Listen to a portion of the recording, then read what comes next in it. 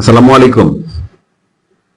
এই এই মাসে আমাদের কাছে খবর আছে, আমাদের ম্যানেজমেন্টের মধ্যে খবর আছে, আমরা যারা ব্যবসা করি, আমার ব্যবসার কথা বলতেছি। খবর আছে যে এই মাসে 4 জন মানে বেতন পাওয়ার পরে চাকরি ছেড়ে দিবে। এক হচ্ছে ঈদ, হম আর নতুন অর্থ বছর যখন জুলাই মাসে করে তখন আমাদের স্যালারি বাড়ানো হয়। হ্যাঁ, তো কিছু কিছু লোক আছে স্যালারি বাড়বে আর কিছু কিছু কম বাড়বে, 10% 20% কম করে বাড়বে। আর তারা নতুন অনেকে ছাঁটাই করা হয়, এই ফাঁকে তারা কিন্তু আমাদের ট্রান্সফারে অন্য জায়গায় চাকরিতে অলরেডি তারা পার্মানেন্ট লেটার নিয়ে আসছে, আমাদের কাছে সেই খবর আছে।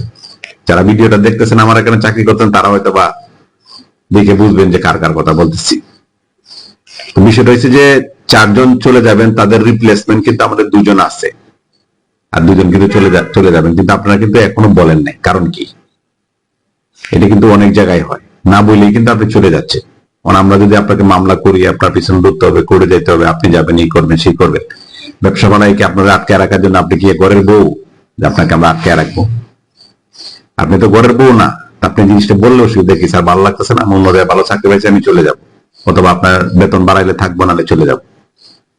কারণ এখন তো কন্ট্রাকচুয়াল, আপনার সাথে তো আর এরকম বউই থাকতেছে না, কারো বউই থাকে না। তাহলে আপনি অফিসে যে অফিসে চাকরি করতেছেন, যেখানে চাকরি করতেছেন 2 বছর 5 বছর 10 বছর চাকরি করছেন, আপনার তাদের রুটি রোজগার হয়েছে, আপনাদের ঢাকা রয়েছেন, অথবা আপনাকে রাস্তাঘাট চিনাইছে, অথবা নতুন আসছেন, অথবা এক্সপিরিয়েন্স হয়েছে, এইখান থেকে আপনি হয়তো বা রেফারেন্স আপনি ওই জায়গায় চাকরিটা পাইছেন। এবং তাকে যখন আপনি চলে যাবেন তখন আপনি তাকে 2 মাস আগে বললে ভালো হয় না? মানে এই বেইমানিটা না করলে হয় না? আমরা তো ব্যবসা করি রে ভাই, আমরা তো স্যালারি দিয়ে রাখি আপনাদের।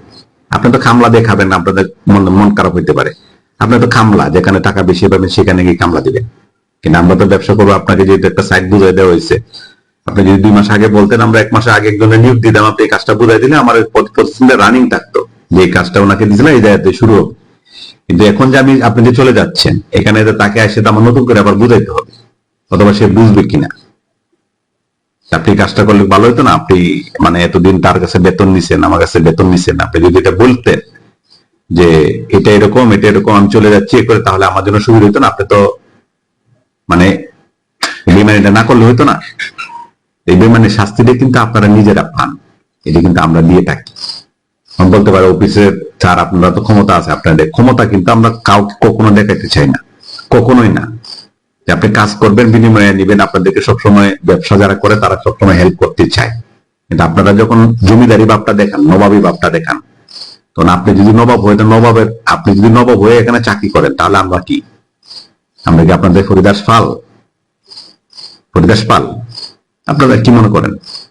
আমরা কিন্তু নিব, পরে কি যারা আসবে তাদের কিন্তু আমরা আটকে রাখবো।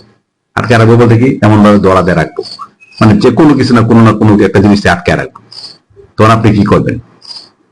তখন কি আপনি পারবেন? তখন কিন্তু আপনি পারবেন না।